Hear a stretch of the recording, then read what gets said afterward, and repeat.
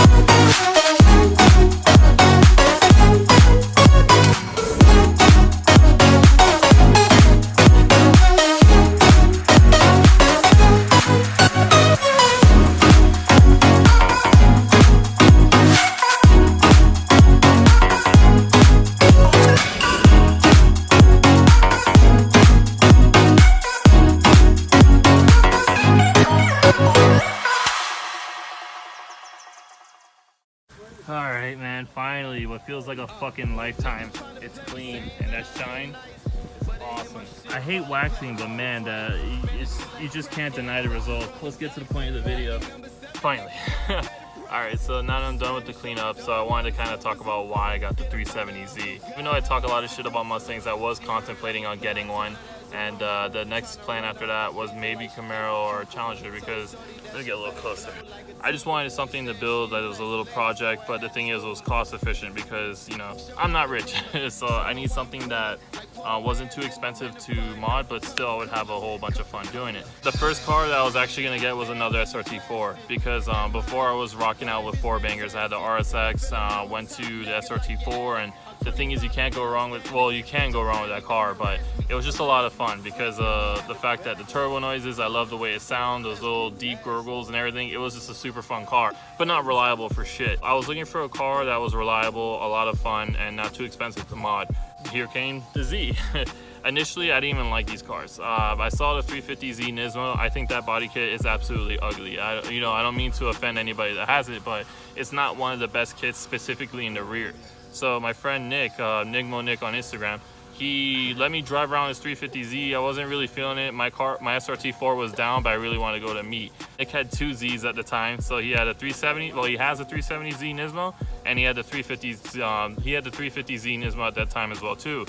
So he offered for me to drive the 350 to a meet, and I was like, yeah, you know what? Why not? I want to hang out. Let's do it. I haven't been able to go to a meet in months because my SRT4 was down.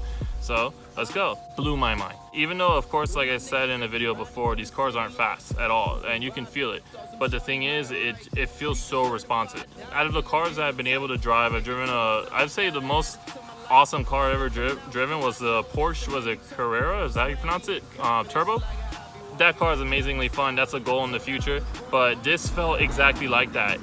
I guess the best way to describe a 370Z is clumpy, but not in a bad way, if that makes sense. You feel absolutely everything in this car, which makes it feel more driver oriented. Even just shifting through the gears, it just feels more tough but smooth. The steering just feels responsive. The throttle is super responsive. Everything about this car is just a lot of fun. It has good pickup, 330 to the crank. It's not that much, but it still feels fun when you're just flooring it. It's just an amazing car. Ah, shit, we almost fell there, bros. I don't remember what I was saying 100%. It's just a really fun car. Thankfully, Nick let me drive the car to the meet.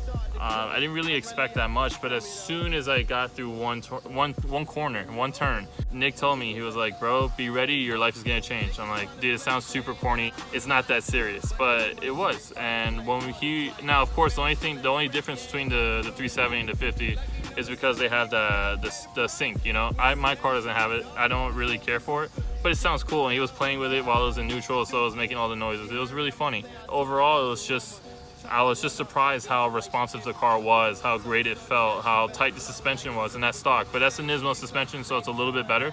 But, well, a lot of it better. It just felt really good.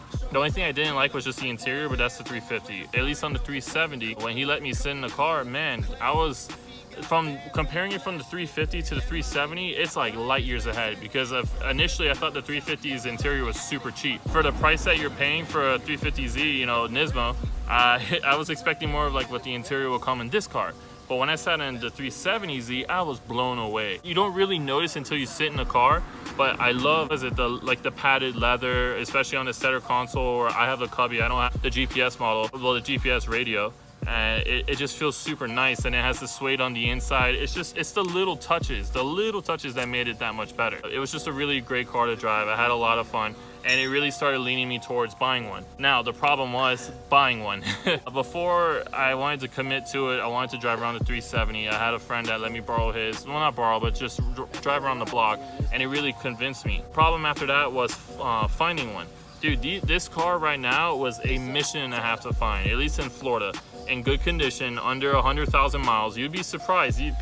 And stock. I wasn't looking for a Z that was reverted to stock. I wanted completely stock. I was very fortunate to find one. This one, I mean, I have a feeling it had the Nismo kit, because the bumper doesn't seem to match up 100% in the front. After trying to find this car for about, I'd say 2 to 3 months, I almost gave up and just got a Mustang, because I did find one at a really, really good price, and I was willing to commit to it. Of all places to go, CarMax actually had one.